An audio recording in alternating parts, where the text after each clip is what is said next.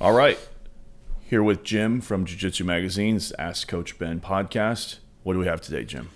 So today, Ben, supplementation for performance. How do we approach this as opposed to the previous podcast you've done where you talk about supplementation for general health? But now we're talking performance athletes. How do we supplement to get maximum performance? Yeah, so I did a little research on this question, and we're talking about basically dietary supplements that will have an effect on your performance, an improvement on your performance in an athletic event or in the activity that you're doing. Okay, so the difference between this topic and the one we've done in the past is that general health is really things that you're deficient in. Like, for example, magnesium, right? Most people are deficient in magnesium, deficient in vitamin K. Those are, I would say, general health supplements that may have a long-term performance increase. So like if you take them over a long period of time, you may see a performance increase over time, right? But that's not what we're talking about here today. We're talking about performance increases, ergogenic benefits, acute increases in performance. So basically, like, you're going to take the supplement and then you're going to be better at jiu-jitsu today, immeasurably, as in you're going to be stronger, you're going to have more endurance, you're going to have more less fatigue, you're going to, these are the type of things we're talking about. So yes, first of all, if you guys listen to my previous podcast on the general health topic, I have already said this. I am basically a human guinea pig. So I've tried every supplement on earth. Legal, illegal, you can buy them at GMC, you have to order them on the dark web. I've tried them all, okay? Trust me on this. I have done it all. That doesn't mean much. It just means that I have firsthand experience with a lot of these supplements. But here's the thing. When it comes to supplements for performance that actually work, there's very few. There's, I would say, a handful, and everything else is just... it may work for you, but there's not a lot of scientific evidence. So all the supplements I'm going to be talking about today are the ones that have the biggest support from scientific evidence. There's the biggest body of support from the evidence, right? So, we're talking about like meta-analysis, right?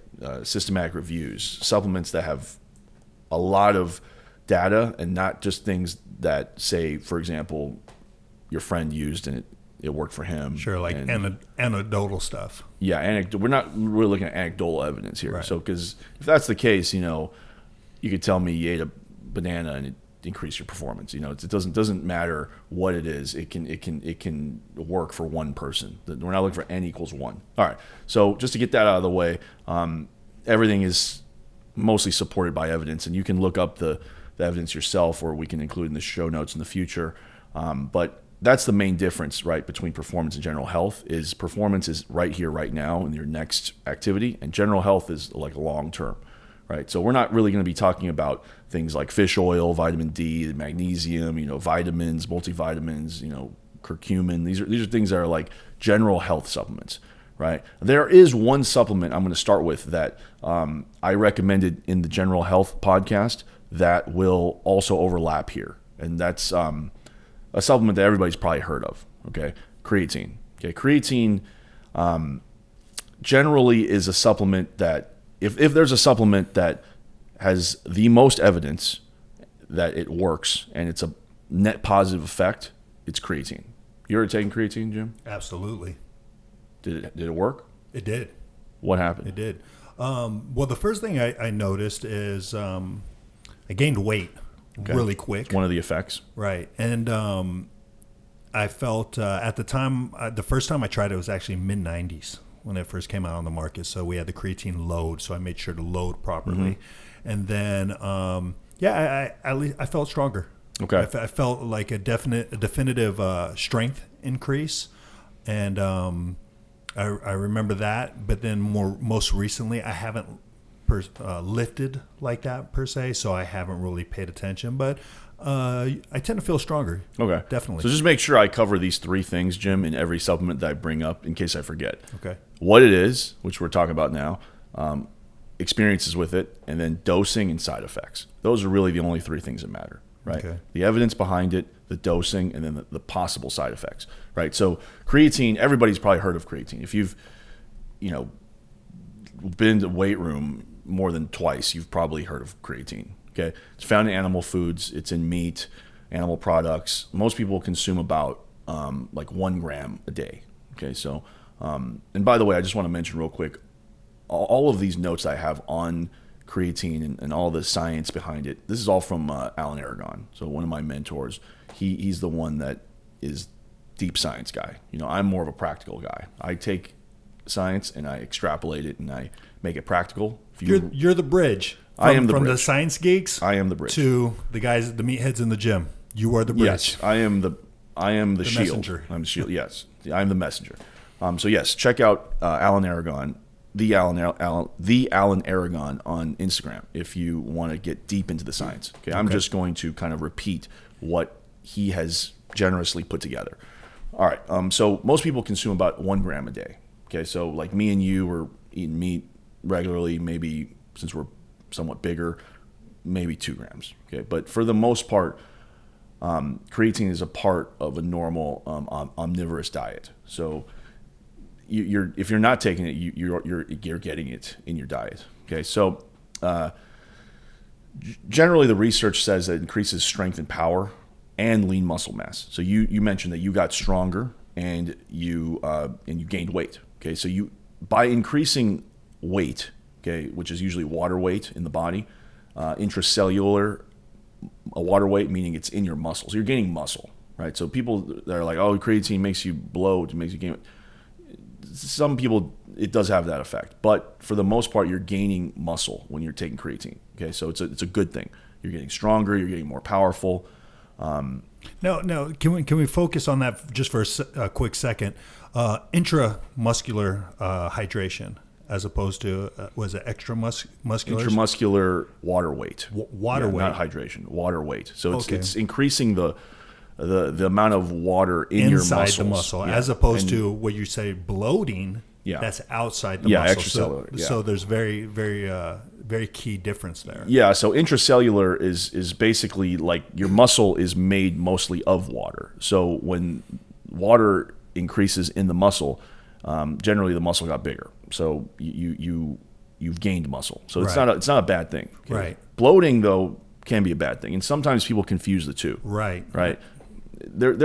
I've noticed this with certain clients of mine in the past. Is if you don't drink enough water, creatine can have some bad effects on you. It can cause cramping. It can cause certain other just like dehydration, things. Well, we'll like get that. into that with the side effects. We will get there. Yeah. Okay. So like I said, creatine. If there's one supplement that works, it's creatine. If you have any reservations about taking creatine, talk to your doctor, of course. But I mean, my mom takes creatine. She takes 3 grams a day. I make her take 3 grams a day. Why? Because this is the part where it's also a general health supplement. There's a lot of evidence that creatine helps with the brain. Helps increase memory, and it also increases or decreases Alzheimer's. So it can decrease onset of Alzheimer's. Oh, wow. So I have my mom take it. She takes 3 grams a day. I take it. I take about 5 grams a day. There's some evidence out there for 10 grams a day, but for the most part, most people sticking to 5 should be good. Okay, so are we talking about dosing? Yeah, right we're now? in dosing now. Okay, because I do have a question about that. So when I mentioned that I did a loading phase, creatine loading, I can't remember what the number was. I want to say it was like 4 grams, or it could have been more. I don't remember. Probably 5. Okay, Probably 5 grams for 4 days or something like that. Right. So there's 2 ways to take it. Right. There's 2. If you've never taken creatine, there's generally 2 ways to do it. One is loading, and one is non-loading. And then there's more aggressive ways of loading. For example, the most common way of loading is basically just getting your muscles saturated with creatine as soon as possible, muscle creatine as soon as possible. And so loading would be, for example, 20 to 25 grams a day for about 5 days. Okay, 1 week, 7 days. So 4 to 5 times per day, you're going to take 20 to 25 grams. So bigger guy like you'd probably take 5 grams 5 times a day for 7 days. So for a whole week. And then once you're done, then you can take your maintenance dose, which is just 5 grams from here on out, and you should have experienced the benefits of the ergogenic effects of creatine. The other way you can do it is you could do 10 grams a day for, let's say, 10 to 15 days, right? Like 12 days, something like that. Same thing. You're going to build up the storage that way. And then the other way is you just don't load, right? It'll take the longest, right? So if you're taking creatine and you want the effect to happen now, you should load, right? It's a little inconvenient, use the restroom a little more, but it will give you the effects sooner. If you don't mind and you just want get the effects over the course of the month, right? Probably at the 1 month mark, you're going to get the most benefit. Then you can just take 5 grams a day. Okay, bigger people maybe can go higher than that. There is some evidence for 10 grams, but not a lot. Generally, that's it. 3 to 5 grams a day will give you the benefits necessary for performance. You're gonna see increased strength, increased power, which should transfer to increased stamina as well, and also some cognitive benefits. So for your brain. So cycling, right? People always ask about cycling. Should you not the sport, but the should you come off the protocol? The protocol, yes. Mm-hmm. So it's kind of, this is like not the most researched topic, but generally cycling is not necessary because you get it in your food, right? I have read research on rats out there which says your receptors, your creatine receptors will kind of downregulate if you take creatine, extended period of time. So there are people out there that recommend like a 3 month on, 1 month off protocol. And I don't think there's anything wrong with that. If you want to stay on the safe side, maybe do that. 3 months on, 1 month off. But, I've been taking creatine 5 grams a day for like 5 years now. And I really have, who knows, maybe suffered some side effects, but generally no side effects. Now let's get to the side effects. Did you have side effects when you took creatine? I was lifting more weight. That's not a side effect. That's a positive side effect. That's ergogenic.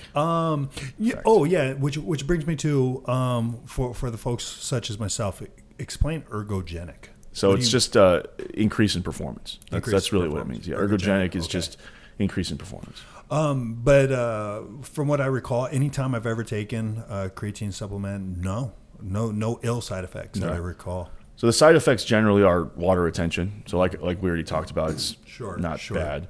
And then the other one is if you need to lose weight for competition, this gaining weight is a side effect. Gaining weight is an effect, right? So you generally want to be off of creatine 30 days out. That will wean you off the weight gain of creatine. Now, I don't want to get in super deep into weight cutting right now, but there are people out there who will cycle it like this. They will take creatine right during their training camp, and then 2 weeks out, 1 week out, they're going to go off creatine to lose a little weight, and then after the weigh-in, they will load creatine again to get the benefits back. I'm not too big on that, to be honest. It's just a lot of little variables there that you don't want fighters to deal with when it comes to weight cuts, but that's something that I know many fighters do. Okay, so as far as creatine goes, that's pretty much it. The one last thing I'll say is there are non-responders. Like my wife doesn't respond to creatine. She doesn't put on muscle. She doesn't really gain weight. Nothing happens. And if that's the case, if you take it for 30 days and you notice nothing, no effects, strength's the same, weight's the same, you can pretty much stop taking it. Save your money. Save your money. And one last thing about that.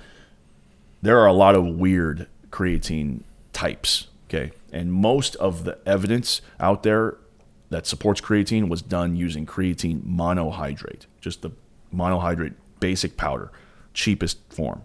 Okay, so when you're buying, pills that do these special things and they're suspended in water, just know that you're probably wasting your money. You just buy the powder, scoop it into your protein shake, your post-workout drink, your morning coffee. It for the most part, timing of it doesn't matter that much. If you want to be fully optimal, I guess, taking it right after the workout with some kind of sugary drink will probably be the most optimal. But Yeah, I did want to get into that.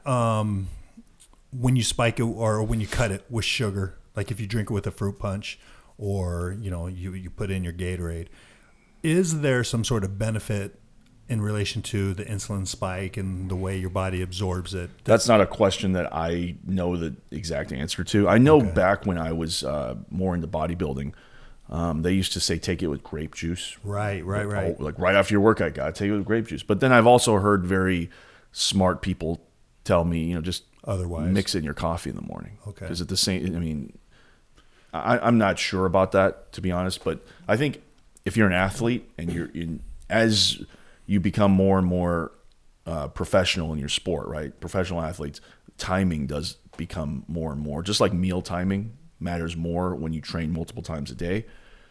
Creatine intake timing probably matters more if you're training more throughout the day, right? You might need that creatine in your muscles for the next workout or something, something like that. This is not something that I'm an expert on. I would ask Alan Aragon, if it's something that really interests you, shoot him a message on Instagram.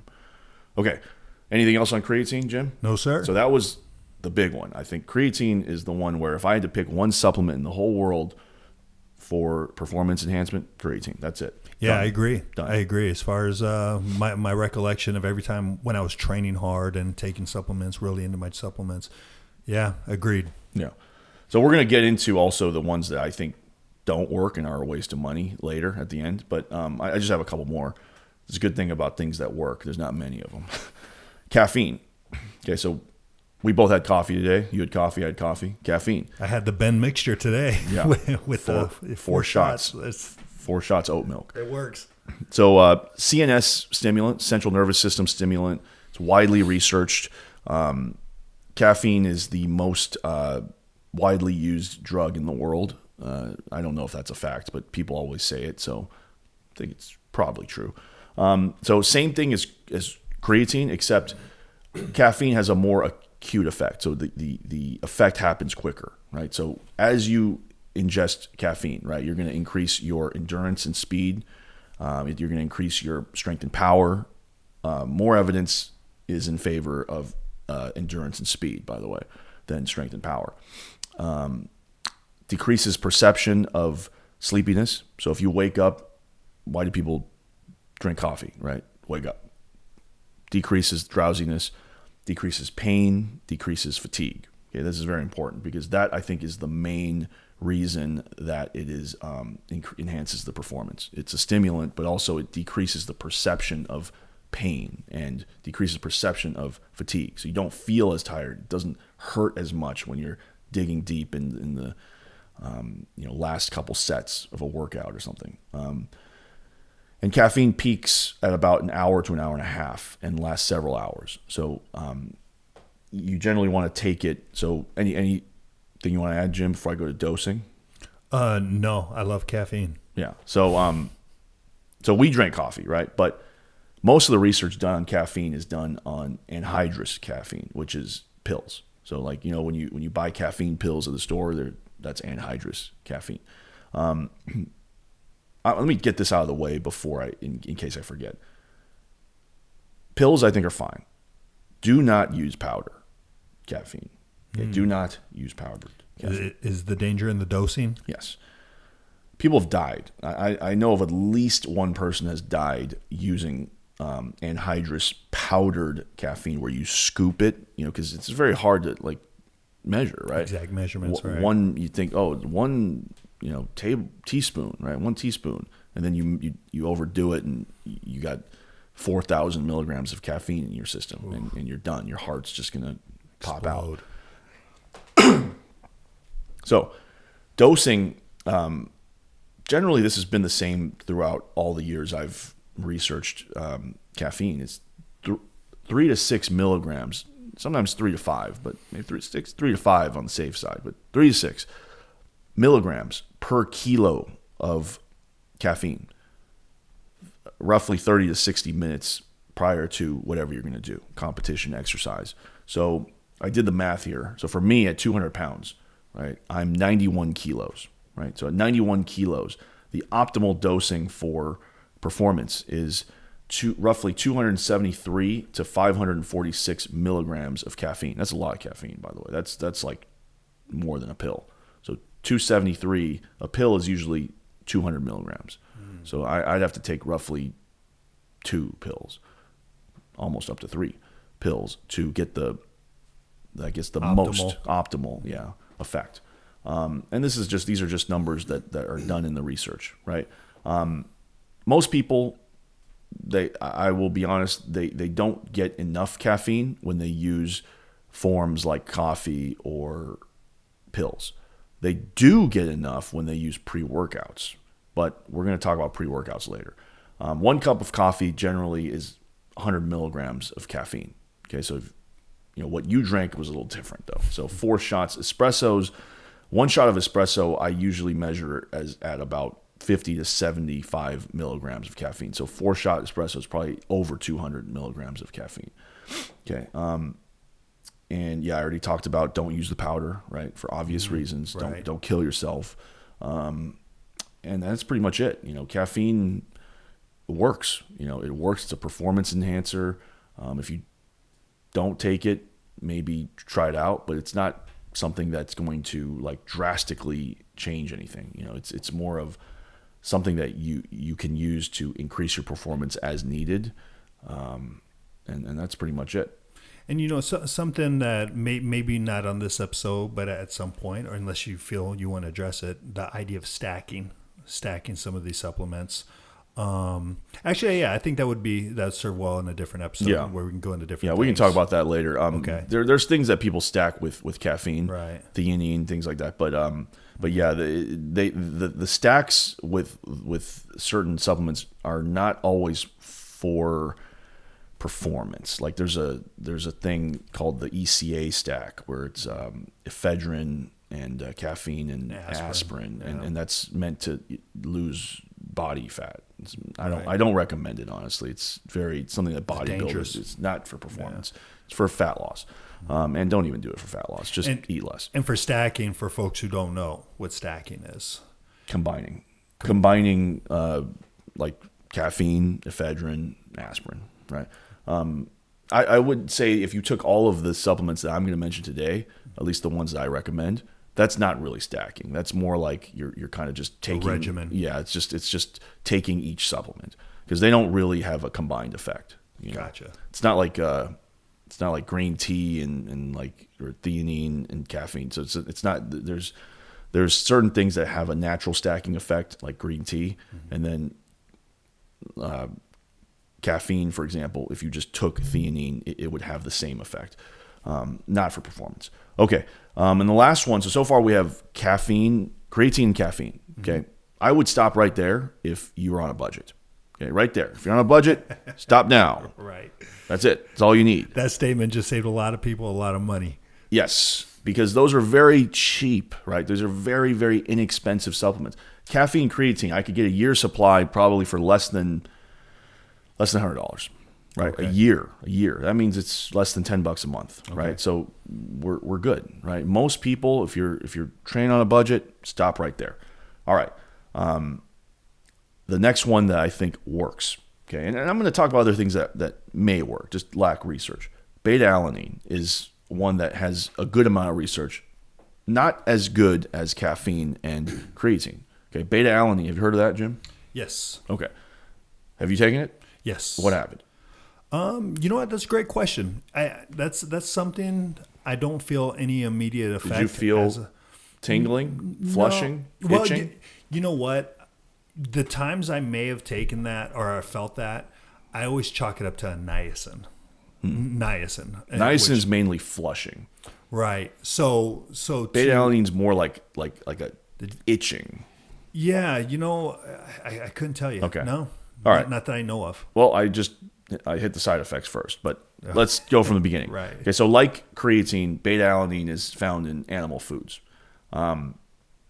There's a lot of technical details here that I'm not going to bore you guys with, but basically beta-alanine increases strength, endurance, and higher intensity endurance activity.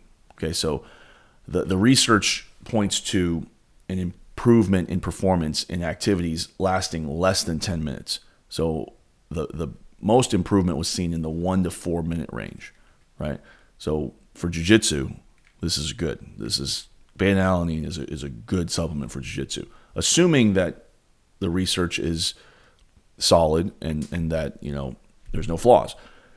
1 to 4 minute, that's just about right in the middle of a jiu-jitsu match, right? 5 to 10 minutes.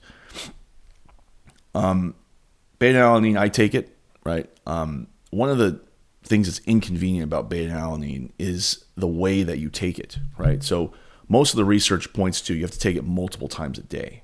And so for me, I'm relatively lazy. I take it twice a day. So I take about 2 to 2.5 grams twice a day, once in the morning, once at night. But a lot of the research says you have to take it 4 times a day, 1.6 grams 4 to 6 times per day. If I had the patience to do that, I might, but I don't. So it's 2 grams twice a day for me. So essentially with every meal. Yeah, if I want to be optimal, might need to change it to that kind of dosing. And generally that dosing, I'm not sure why it's dosed that way, but I think one of the reasons is to get rid of that tingling effect. Is when you take a large dose, you get I don't care about it. I actually like it. When I get the tingling effect from beta-alanine, I actually enjoy it. Yeah, so you know it's working. Yeah, I know. You can't go back now. When you start tingling, you got to work out now, right? So there you go. That is a better pre-workout for me than most pre-workouts. Yeah. All right. So that was it for the side effect, by the way, was the tingling. Mm-hmm. That's it. So those are the only 3 supplements that I recommend for performance, and that I can say to pretty much everybody, I recommend this.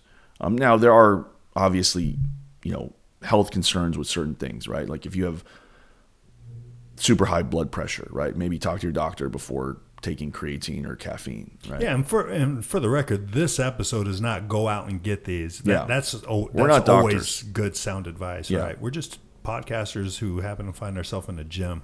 Yeah, I'm not a doctor. Don't play one on the internet, and right. Don't listen to me. If you have any doubts, talk to your doctor. Okay, right. I'm only giving you opinion. Well, and what's out there? Some of the stuff that you've researched and you've taken the time to opinion study. Based on research. Sure. My interpretation of the research and the interpretation of people much smarter than me. Yeah. Okay, so other stuff, right? There's other things out there, right? There's a million things that might work, but they don't have evidence, right? Actually, I'm going to talk about one that actually does have evidence, but I just don't mess with it because I don't want diarrhea. Baking soda, so sodium bicarbonate. It's very common as a performance enhancer as well. I don't know too much about it, but I will tell you that I tried it once, and I didn't train that day. Let's just put it that way. Okay, if you don't know how to properly dose it in an optimal way where it doesn't give you the shits, right? Yeah, you're gonna have problems. And I am not gonna mess with my athletes' digestive system, before their competition. So that's why I stay away from baking soda. I just haven't found a way to do it optimally, and it's disgusting. It's salty. It's terrible. I will never do it again. Okay, but I tried it. Again, human guinea pig. I've done it all. Another one. So that was the one that actually has evidence, but just this logistically it wasn't good, and I maybe I'll change my opinion if somebody gives me their like a way to do it, but I haven't figured out a way to use it optimally. This is something that gets talked about all the time. BCAAs. Okay, I don't know why BCAAs are ever brought up in performance discussions, but sometimes they're brought up. Oh, BCAAs helps me work out, helps me whatever. If you're getting adequate protein, generally you don't need BCAAs. Okay, if you're getting adequate protein, there are actually it's like ammonia. Certain things happen with BCAAs that might decrease your performance. So, and it's an incomplete. It doesn't have all the essential amino acids. So if you're relying on it for repair and muscle gain, doesn't even do that, and it's expensive. So I'm not a big fan of BCAAs. for the most part. But there's a time and a place. It's just not for performance. Pre-workouts. So pre-workouts, like any pre-workout, right? Jack, 3D, Super Pump. I'm naming Sure. like pre-workouts from like 15 years ago because I don't know. I haven't used pre-workouts Right. in so long. I don't know what they're called anymore. So pre-workouts are generally just caffeine doing most of the work, plus like a couple supplements that might work that like amp you up.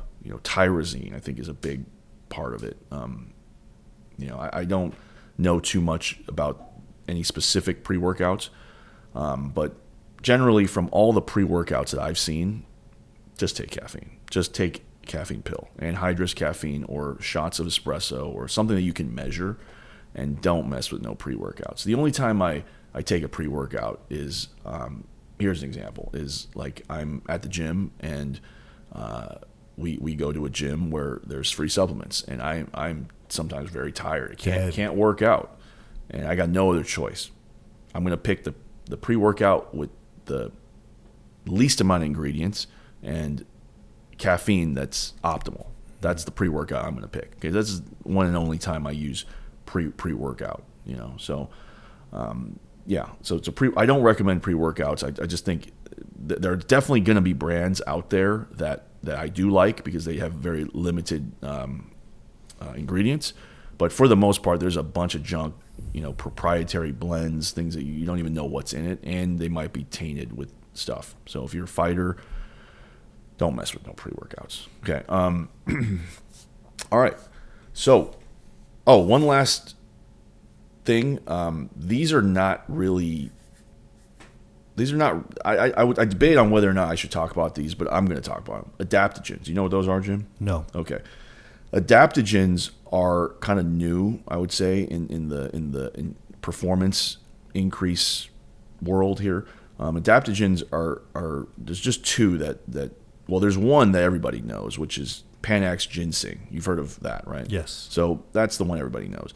The ones that are kind of becoming popular and they may have an effect, these are things that I'm not sure of yet, is ashwagandha and rhodiola. These are two supplements that they're called adaptogens because they adapt to the stressors in your body, and they kind of go where the body needs it to go. It's hard to kind of explain the mechanism here. But again, I'm not an expert on adaptogens. I do try to take them from time to time, and I would say it definitely helps. Anecdotal evidence here. Okay, so like for example, I take rhodiola before I roll when I'm extremely tired. And I do feel that I can probably go more rounds without experiencing that fatigue, And so these are things that those of you guys out there, if you want to try ashwagandha or rhodiola or both. Okay, and they have some solid research behind it, but just not a whole lot of it. Okay, and then I'm sure I'm going to get this question, so I might as well address it. Brands, right? So what brands do you recommend? Well, it's a tough question because it depends, right? There's brands that I trust. I don't generally like to recommend a specific brand because it kind of, there's some issues there too with sponsors and stuff. But I think when it comes to these types of supplements like creatine, like beta alanine, you just want to get with the most reputable one, right? So whatever you can find that the company has decent, it's reputable, right? Like I think Muscle Farm is a good, reputable company. So their creatine, I would say their creatine's fine. They don't sell caffeine. So caffeine, well, they do, but in pre-workout form. Caffeine, I would say, if you're going to buy the caffeine pill, just go to CVS, Rite Aid, Walgreens, just get the generic brand. There is some evidence that, the kind of like the name brand is better, more pure, I guess. So Vivarin, I think, is the name brand like caffeine pill. Vivarin? That's what it's called. Yeah, Vivarin. Is it Vivarin? Vivarin. Vivarin. Yeah. Okay, whatever. I don't know what it's called. I take the generic. So I do the generic. But no dose, all those. I used to take all those back in the day. CVS brand for me. There you go. but yeah, it's very cheap. Cheap, right? Creatine from Muscle Farm is less than $20 for sure. Okay. Beta alanine, that's the one where, like I said, is a little more expensive. Beta alanine is, I'm not 100% sure of the best source, but I do have a brand that I work with, and I think they are very good. They're sponsored by the UFC. It's Thorne. I like Thorne a lot. I do have a Thorne dispensary here that I was supposed to pull up. So if you go to thorne.com/u/Ben, I have a lot of supplements on there that I recommend that you can check out, and it's it's optional. You don't have to buy anything. Just check them out, and that's one of those are the 3 brands I recommend. Right, generic, Vibrant, was it? Yeah, Vibrant, as in vibrant. Right. Okay. Vibrant. Muscle Farm, Thorne. Okay, and that's pretty much it. Do you have any other things to add, Jim, on the performance side? No, very good. This is very good stuff. Yeah, I'm sorry. It's not fancy, but what works isn't fancy. Right. 3 supplements, couple maybes, couple brands. That's it. There you go. Well, thank you very much, Ben. Good stuff. Thanks, Jim.